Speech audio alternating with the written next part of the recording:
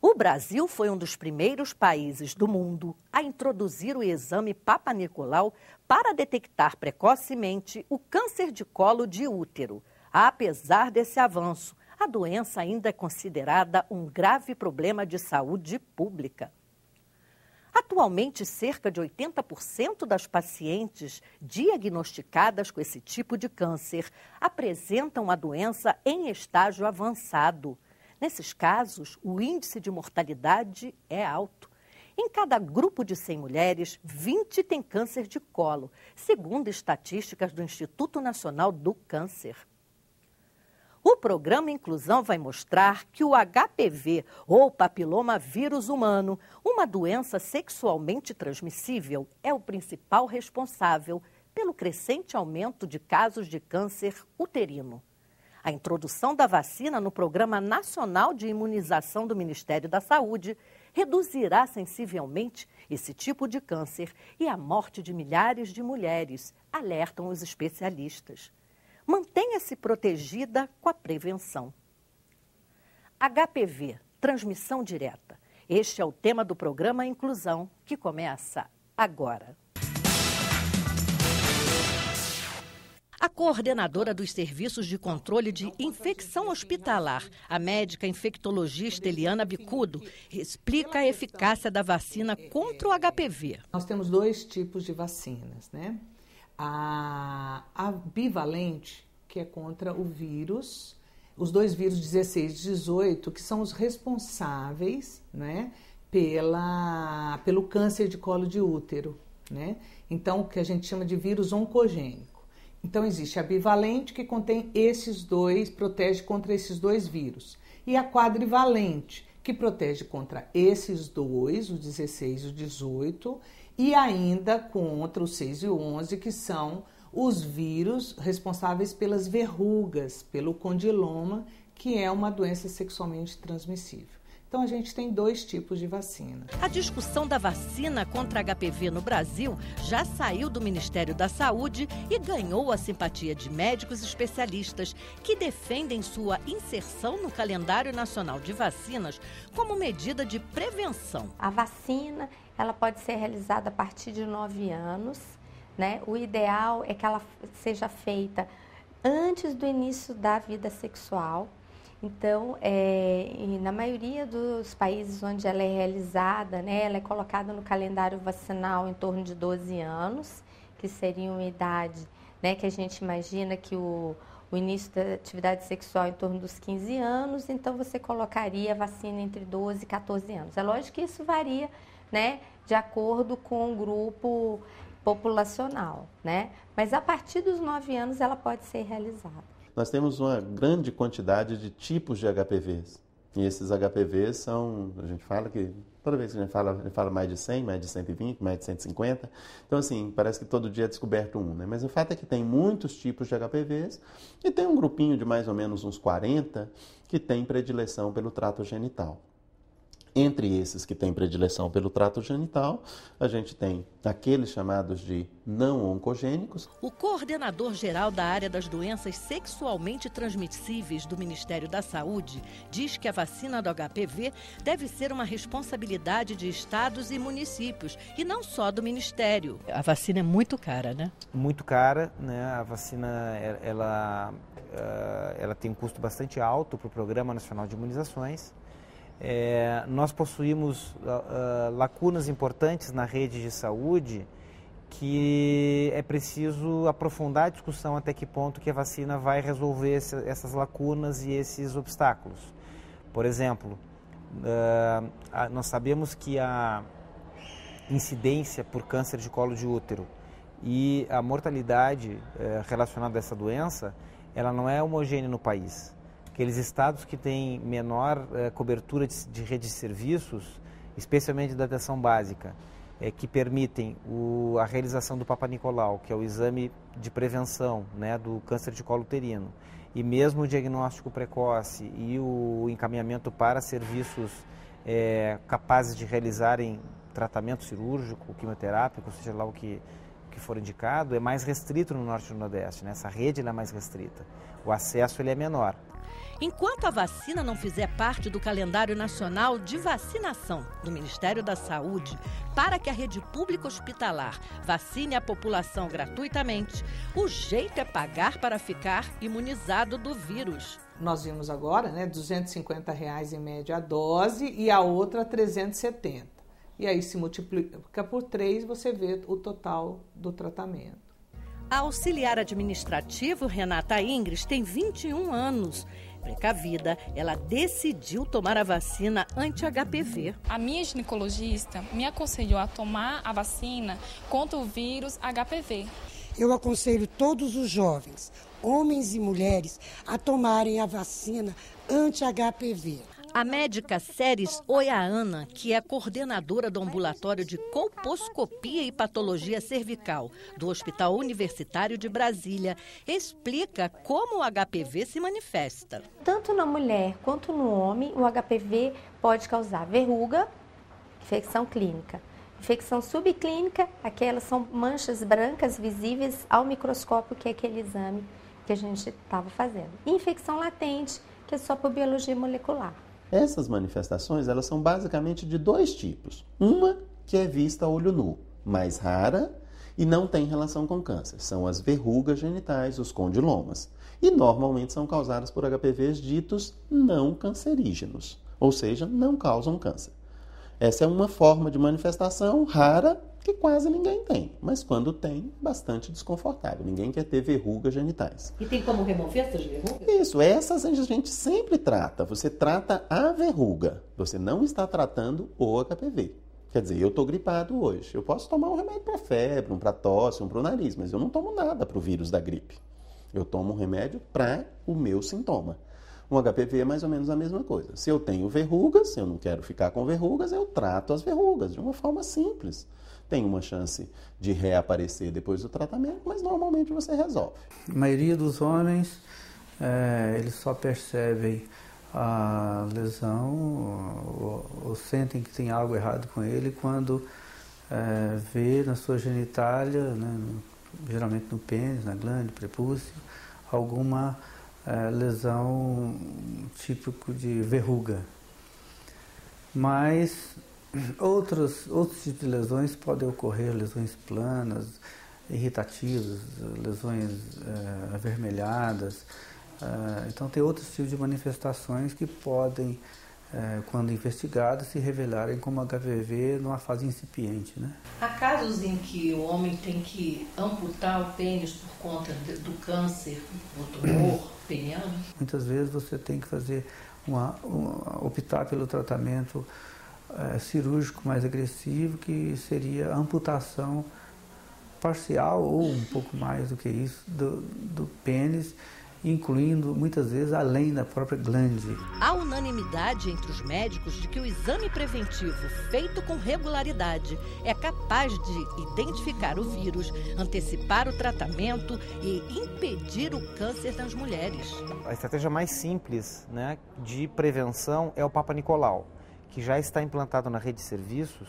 Entretanto, o acesso à realização do pré-câncer com o exame de Papa Nicolau, que é aquele que é realizado, né, anualmente, dependendo de cada situação, o acesso ele não é igual em todas as regiões. Segundo as regras, né, agora do Ministério da Saúde, o Papa Nicolau ele deve se iniciar aos 25 anos, né? Em alguns serviços do mundo aos 21. Então antes já foi 16 anos, já foi 18, já foi 21 e agora chegou em 25. Exatamente porque viram que abaixo de 25 anos a chance de um câncer de colo é muito menor. O que a gente encontra nessa fase de 15 a 25 anos, de 15 a 20 são as primeiras infecções pelo HPV, de 20 a 25 são aquelas infecções que têm grande chance de regressão espontânea e acima de 25 são aquelas lesões que exatamente não regrediram. A colposcopia é o exame mais eficaz para identificar na mulher a presença do HPV. Colposcopia, né, que é um exame complementar ao exame citológico, que é o exame preventivo do colo do útero, que a gente faz para rastreamento, o primeiro exame que a gente faz para rastreamento do câncer de colo de útero. E em casos de suspeita de lesão por HPV, quando esse primeiro exame de rastreamento do colo do útero dá alguma anomalia, a gente faz a colposcopia, que é um exame mais específico, que a gente vê o colo do útero com o microscópio, com o objetivo de identificar se existe alguma lesão. Se existir, a gente dá prosseguimento à investigação, com biópsia, ver se a paciente tem indicação cirúrgica, enfim, aí dá o procedimento para a investigação. Mas ele seria um exame feito quando o primeiro exame, que é a citologia, apresenta alguma alteração que indica fazer a colposcopia. Existem exames específicos também para identificar o vírus nos homens. Os procedimentos mais usualmente preconizados são a peniscopia, que consiste em utilizar substâncias que, aplicadas sobre o pênis, elas tornam mais evidente uma possível lesão não percebida visualmente, com o olho nu.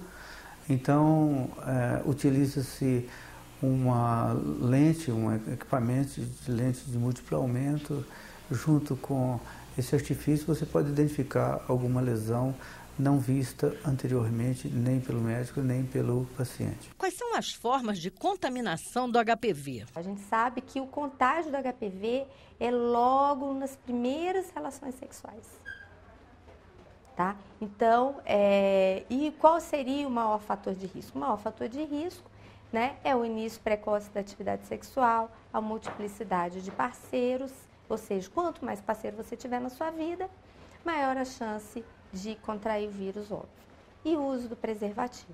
O uso do preservativo, ele realmente dá uma proteção significativa, não é 100%, mesmo porque o HPV, ele pode estar em alguma região do períneo que o preservativo não vai conseguir proteger. De maneira alguma você pode dizer que usando camisinha você não vai ser contaminado por HPV, especialmente porque você pode ter lesões por HPV fora da área de proteção da camisinha. Pensa uma menina, por exemplo, com lesão no clitóris. Aquela área não é uma área que está protegida pela camisinha. Um homem com lesões nos pelos pubianos, a mesma coisa. Então existe sim a transmissão mesmo usando camisinha. Isso é uma coisa importante, significativa? De forma alguma. Tem alguns trabalhos mostrando que pelo menos 80% das vezes você poderia evitar a transmissão usando camisinha. A representante da Secretaria de Estado da Mulher do Distrito Federal chama a atenção para os cuidados que todos devem ter com a saúde. O recado que eu deixaria para as mulheres no Distrito Federal é de que nós mulheres que fomos o tempo todo historicamente estimuladas a cuidar, ensinadas a cuidar do outro, porque sempre foi esse o movimento, que está na hora de nós pararmos e começarmos a cuidar de nós mesmas. Está na hora da gente se olhar, de nos cuidarmos no sentido de buscarmos um acompanhamento da nossa saúde, da saúde das nossas filhas, nas diferentes fases da nossa vida, e nos prevenirmos, porque antes de cuidar do outro, nós precisamos cuidar da gente para que a gente tenha uma vida com melhor qualidade. O HPV atinge homens e mulheres, portanto, ambos também são transmissores do vírus, embora a mulher tenha mais chances de ser contaminada por possuir menor resistência a infecções do que o homem. Especialistas afirmam que, se for diagnosticado e tratado a tempo, a doença é curável. A prevenção é o melhor remédio. Hoje, em cada 5 brasileiras, uma é portadora do vírus. Nem todas têm a sorte e a chance de descobrir a doença antes que o mal apareça e cresça. Muitas pagam com a vida o diagnóstico tardio. Meu problema de saúde é CA de útero.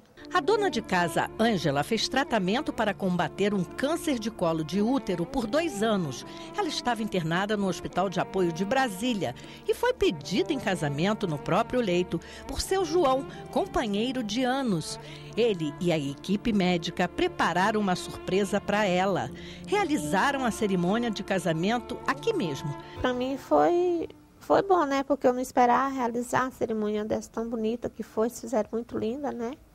Eu agradeço a todos do hospital ter me dado esse apoio.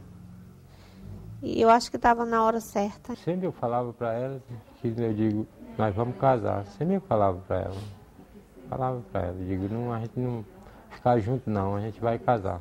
Fé em Deus. Pouco tempo após o casamento, Ângela não resistiu. Ela faleceu 5 dias depois de gravar esta entrevista para o programa Inclusão.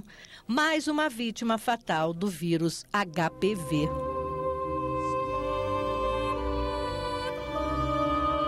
Os dados indicam que de 2006 até 2011, a média de mulheres mortas, né, por ano é de 85 mulheres ano, por força do câncer de colo de útero, né? Ou seja, se nós traduzirmos isso em termos de semana, daria quase 2 mulheres por semana.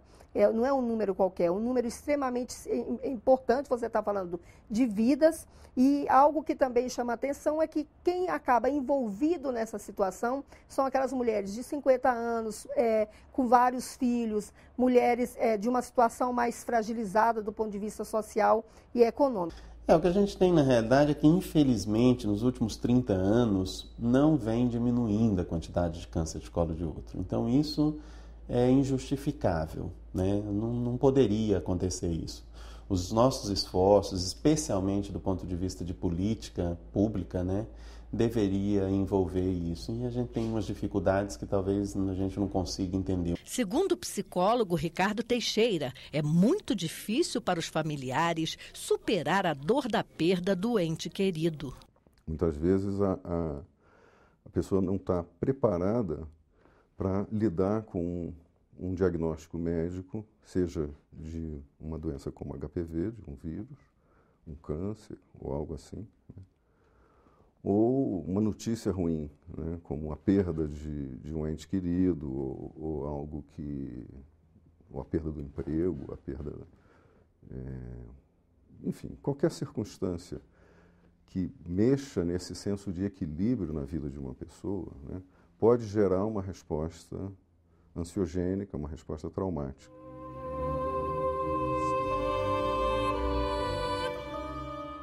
Existem vários tipos de vírus HPV. Eles são divididos em grupos de baixo, médio e alto risco. Nem todos os tipos contribuem para o desenvolvimento de tumores no colo do útero, ânus ou pênis. Mesmo assim, logo que diagnosticado, o paciente deve ter acompanhamento médico e fazer exames periodicamente.